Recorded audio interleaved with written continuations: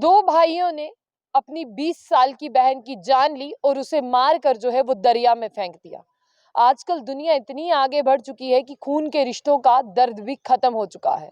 दो भाइयों ने अपनी बहन को मारा और मारने के बाद में उसकी जो बॉडी थी उसे दरिया में फेंक दिया।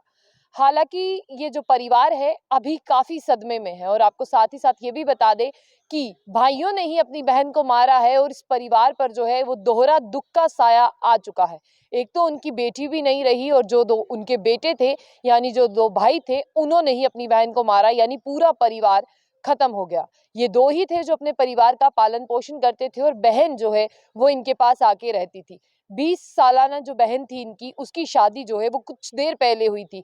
हालांकि बता दें आपको कि उसकी शादी ठीक नहीं चल रही थी, तो वो अपने भाइयों के घर पर आके रह रही थी, तो भाइयों ने जो है वो उसे मार दिया।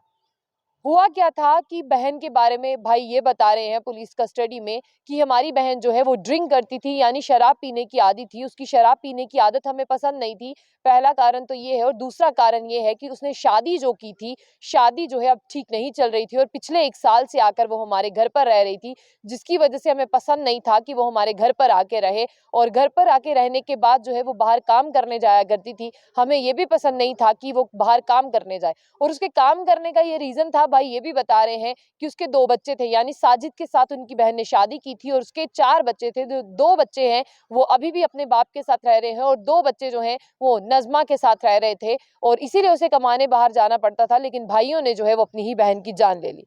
आपको बता दें कि रविवार की यानी इतवार को ये केस सामने आया है। ये केस ग्रेटर नोएडा का है, जहां पर एक रिवर हिंडन में जो है एक महिला का शव मिलता है। पहले उस महिला की शिनाख्त नहीं होती है, पुलिस जो है उस बॉडी को पोस्टमार्टम के लिए भेजती है। लेकिन आपको ये भी बता दें कि पोस्टमार्टम के भेजने के बाद ये पाया जाता है कि इस महिला की जो है वो शिनाख्त करना बहुत जरूरी है। अभी पोस्टमार्टम रिपोर्ट आना बाकी थी, लेकिन उसके साथ साथ आपको ये बता दें कि पुलिस वालों ने उसे ढूंढने की, यानी किसकी बेटी है, कहाँ से आई है, कौन है, उसकी शिनाख्त की। तब पता चला कि शाहरुख उसका भाई है, जिसकी उम्र 32 वर्ष है, और सरताज है जो 28 साल का है। ये दोनों नज़्मा के भाई हैं और करकाला विलेज है नोएडा में, ये वहां पर रहते हैं और एक कार पर गाड़ियां रिपेयर करने का काम करते हैं।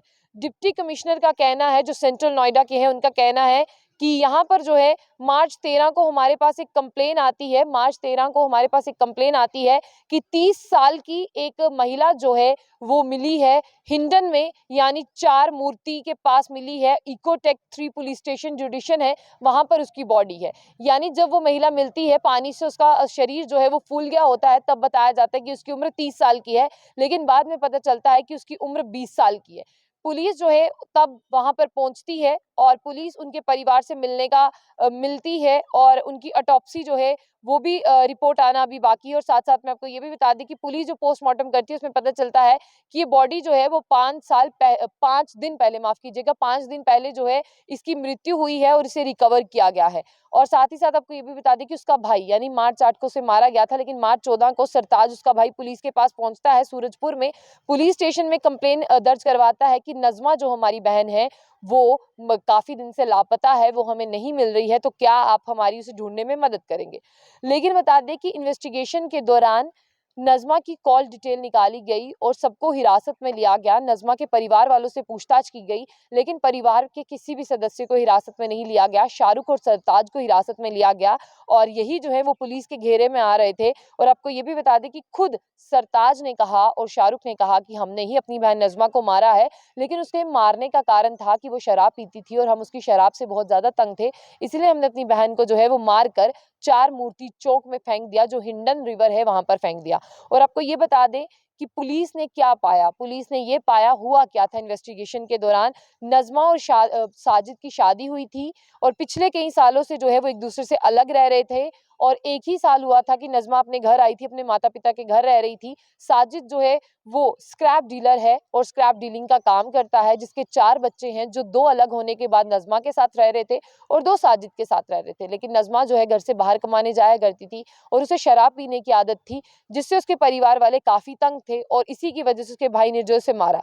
8 मार्च को होता क्या है, नज़्मा जो है वो शराब के नशे में होती है और Jagat Farm market complex Greater Noida से सुबह के 3 बजे जो है वो फोन आता है। नज़मा के भाई को कि आपकी बहन ने जो है वो बहुत ज़्यादा शराब पी ली है, तो आप इन्हें आकर यहाँ से ले जाएँ।